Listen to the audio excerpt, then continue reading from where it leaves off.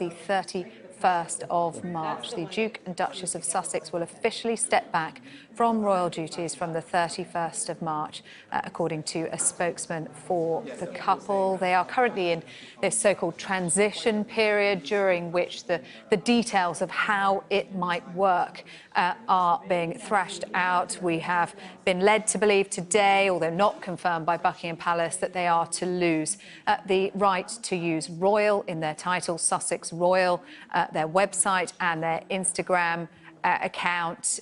The date has been set for it all to take place, all of those changes to come into effect, and that is the 31st of March. Let's get more on this now and bring in our royal correspondent, Rhiannon Mills. Hello, Rhiannon. So, end of March, and they're out.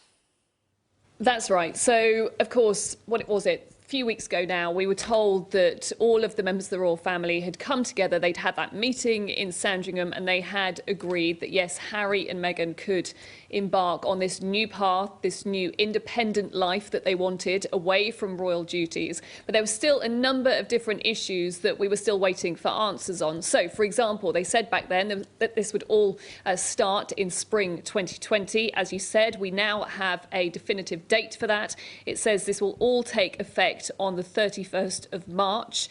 Also confirming something that they told us back then as well, that the Sussexes have agreed to an initial 12-month review to ensure that the arrangements work for all parties, basically because there's no precedent for this kind of new working model. Also, because of the fact that they are stepping away from royal duties and they'll no longer be undertaking official engagements in support of the Queen or being funded by the sovereign grants, it means they'll no longer have an office within Buckingham Palace. Last week, it was revealed that a number of members of staff were being made redundant. So it means that from the 1st of April, they'll be represented through their UK Foundation team. Of course, there's still that big discussion about what exactly is this new foundation going to be called. We've been talking about that throughout the day. The fact that maybe they've been told by the Queen that they can no longer be Sussex Royal, that the Royal has to come out of their brand because they're no longer going to be working royals. A couple of other things that I think it's worth pointing out in what's quite a long email of updates that we've had. In relation to Prince Harry's honorary military titles, he is going to retain the ranks of Major, Lieutenant Commander and Squadron Leader. However, during the 12-month period, this transition period, the Duke's honorary military positions will not be used. Now, I think that was one of the things that certainly upset Prince Harry, because he wanted to be able to continue those military positions, and also does tie in with the fact that Prince Andrew also, he announced he was stepping back from public duties, but is also retaining his military positions.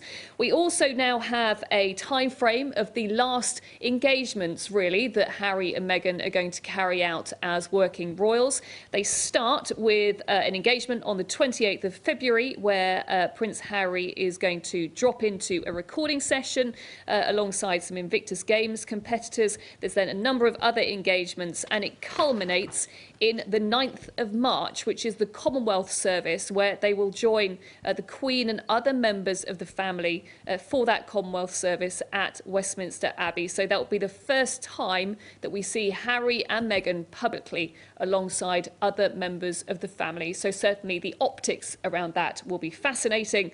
But also they have guided within this email that, yes, while Harry and Meghan at the moment are over in Canada, the Duke and Duchess of Sussex will be here in the United Kingdom regularly. So there we go, some updates on Harry and Meghan's future as they transition into this new role that they have so desperately wanted. Yeah, and given that we've got this date and these details being released today, does that mean that all of the details are thrashed out now, Rhiannon, or is there still a lot to agree?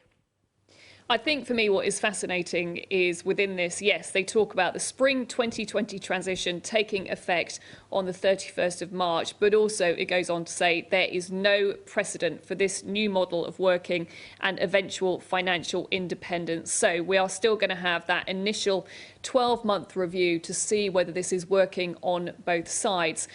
Of course, a few weeks ago, we had the Queen very much saying she wanted answers on this and she wanted them fast. And then we had that statement saying, yes, we've all come to this agreement. It was then a couple of days later that Prince Harry, in front of a friendly audience at his Centre Bali charity dinner, basically made it clear that he wasn't entirely happy with how things had played out, saying he still wanted to represent the Queen, he still wanted to do that work across the Commonwealth.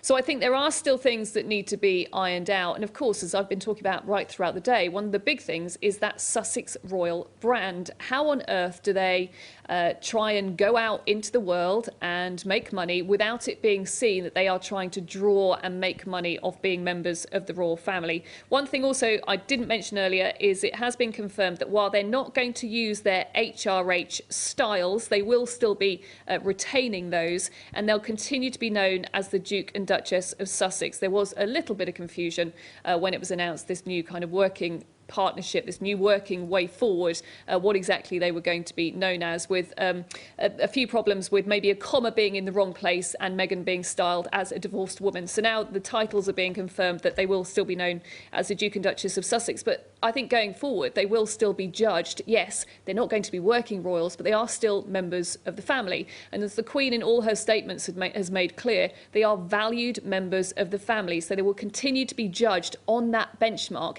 And it was Prince Harry who, in his statement, said that he will still want to uphold the values of Her Majesty the Queen. So as we go forward, everything they do will be judged on that. OK, Rhiannon, thank you. We knew they wanted to start a new chapter, and now the date is set, with the palace confirming Harry and Meghan will begin their new life of financial independence on the 31st of March. With no office at Buckingham Palace, they are going out on their own. I think it will be very exciting at the beginning, because Meghan has been absolutely desperate to leave the royal family from the moment she joined, it seems, in retrospect, and Prince Harry is very happy to be with her. But I think the reality will be quite harsh. In January, the media had gathered in Sandringham as the royals met to thrash out how it was going to work. But after the Queen confirmed that she had allowed the Duke and Duchess of Sussex to step away from royal duties, her grandson made it clear he wasn't entirely happy. The decision that I have made for my wife and I to step back is not one I made lightly. We're now told that he will get to keep his honorary military titles, but he won't perform any official duties for them in the next 12 months. They will remain the Duke and Duchess of Sussex, but will not use their HRH styles. The couple will return to the UK for 6 engagements between the end of February and the start of March. And whether they can use the royal in their Sussex royal brand is still under review, with suggestions the Queen has already ruled it out. The complexities around all of this are summed up by the fact that there is no precedent for this kind of working model or the way that Harry and Meghan want to be financially independent. So it means in 12 months' time there is going to be a review of how it's all working, not just for the Duke and Duchess of Sussex, but also the impact it's having on the wider royal family. The Queen, who was back at work today, described last year as having bumpy times.